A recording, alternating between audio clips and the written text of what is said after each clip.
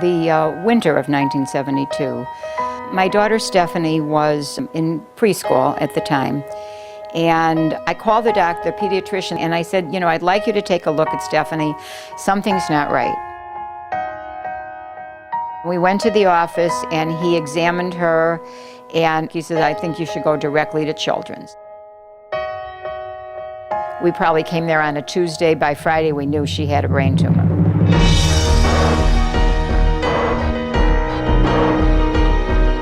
They told me that the radiation would work, but it would be 6 months to 2 years, and they said within that time it would come back, and that there would not be anything else that they'd be able to do.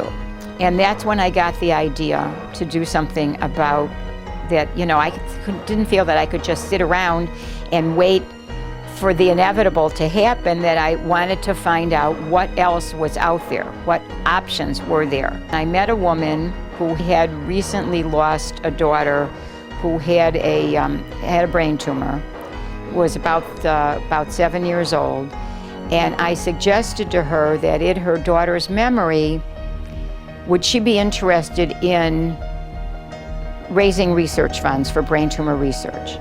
She agreed to this, and so we started out with the name the Mickey Ray Shanoff Foundation. In my mother's basement, we set up, and everybody in the family was involved in her family and in my family. We were raising research funds. That was what we were all about.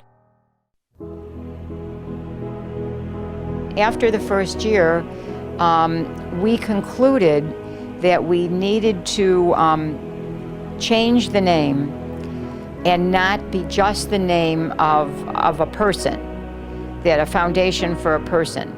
We needed to have a more universal name. We changed the name to the American Brain Tumor Association.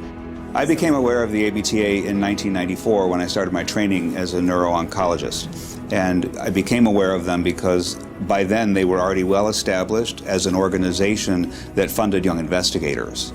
What I learned about the ABTA, in addition to all the money that they give to young investigators who have bright ideas and are otherwise unable to pursue their research, is that they provide an invaluable service to patients and families. One of the early things that we did is explaining about brain tumors, the different names, and how to talk to your doctor, what questions to ask. When a patient comes into my clinic who is newly diagnosed with a brain tumor, I can hand them a booklet printed by the ABTA that says about brain tumors. I can open the index and I can say, this is your tumor. I can circle it in the book, say, go home and read about that. I can lead them to the website where they can get online support, where they can even join online web groups with other patients who are affected by the tumor. So I use the ABTA in so many ways, and every patient I've ever given a booklet to has said thank you, that it's been an invaluable resource for them.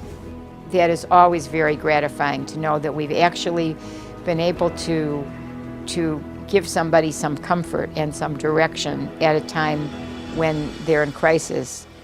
To me, that's a great thing.